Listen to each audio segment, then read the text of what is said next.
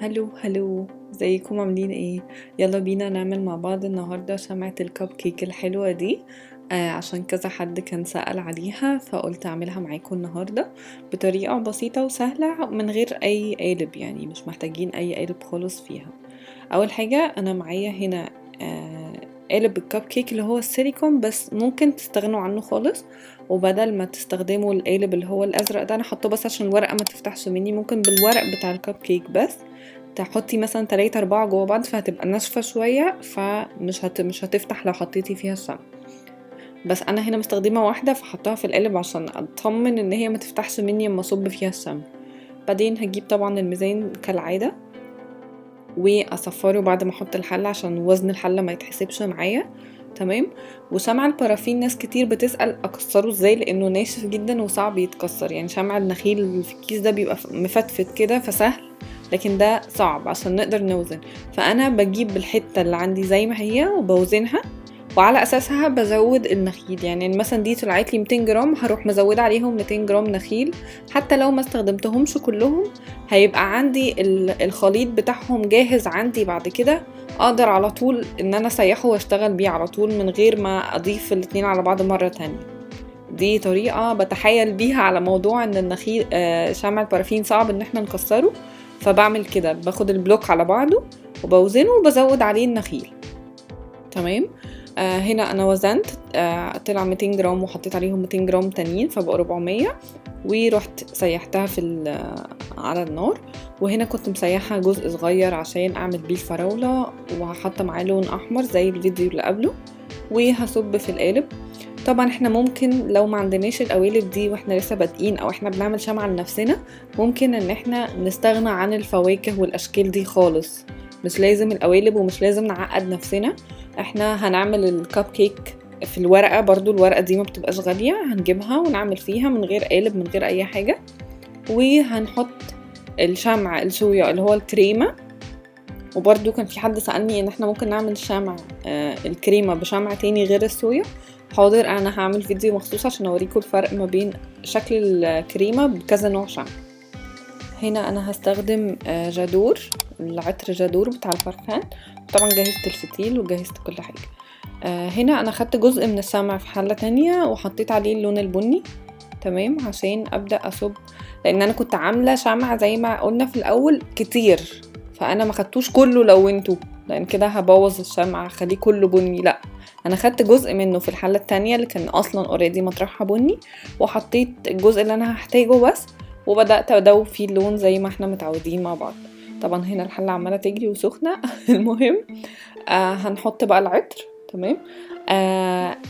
الشموع اللي هي مش في برطمان او في علبة او في حاجة مقفولة، كده كده العطر ما بيستمرش فيها مدة طويلة، يعني لانه متعرض للهواء وحرارة الجو وكده العطر بيتبخر مع الوقت. يعني لو انا حسبتها كده اسبوعين 3-4 خلاص الريحة هتروح اوتوماتيك، لان هي يا اما بقى اقدر كل ما اشغلها اطفيها والفها كده احافظ على الريحة فيها اكتر مدة.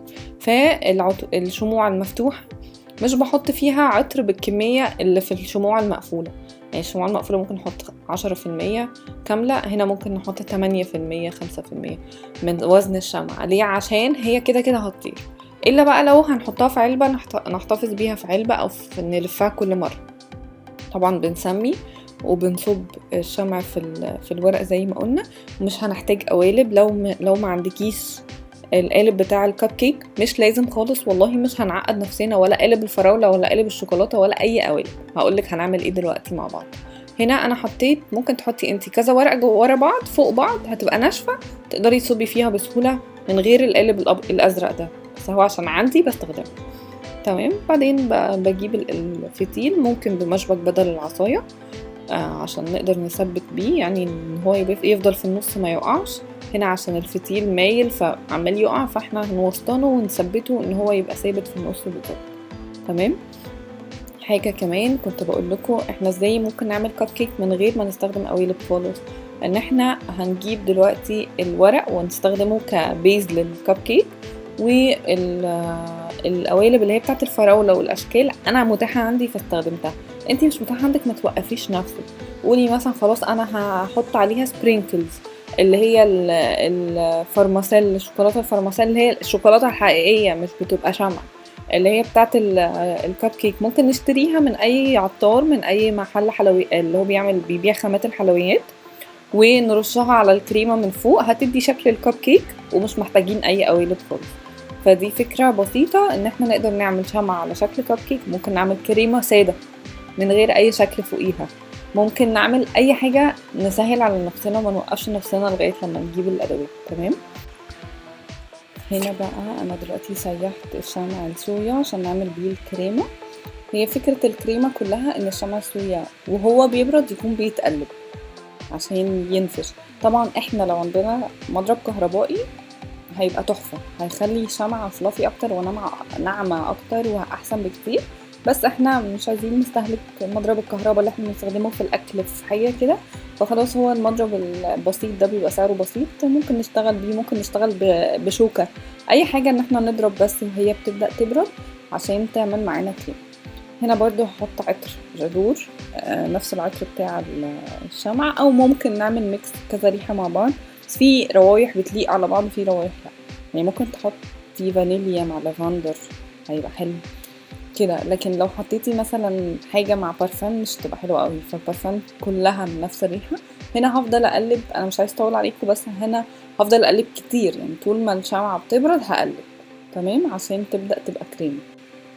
بس انا هفضل مستمرة في التقليب، يعني اول ما تبدأ احس انها هتبرد خلاص او تنشف، هفضل اقلب لحد ما تبقى كريمة، تبدأ بيضة، تبقى تبيض كده وتبقى خلاص تقيلة، ان انا اقدر احطها في الكيس الحلواني من غير ما تدلق مني، يعني تبقى انا ماسكة نفسها. طبعا بنقص الطرف زي كل مرة، وبنحط اللي هو الستانلس دي بنحطها اي شكل احنا عايزينه. ما بتبقاش غالية خالص، يعني ممكن نشتريها من محلات خامات الحلواني. بعدين هبدأ ان انا احط الكريمة في الام. تمام، او لو ما عندناش الكيس دي ممكن نستخدم كيس تلاجة عادي خالص، مفيش اي مشكلة. تمام كده هنصفيه كويس قوي من الكريمة اللي فيه عشان ما نهدرش. وهجيب معلقة او سباتيلا او اي حاجة، ممكن معلقة البلاستيك تستخدموها في الشمع عشان ما تستخدموهاش تاني في الاكل يعني. دي انا سايباها للشمع بس. بس بعدين ابدا الم كل اللي في الحله كويس قوي واحطه في الكيس، عشان نطمن ان احنا ما هدرناش اي خامات.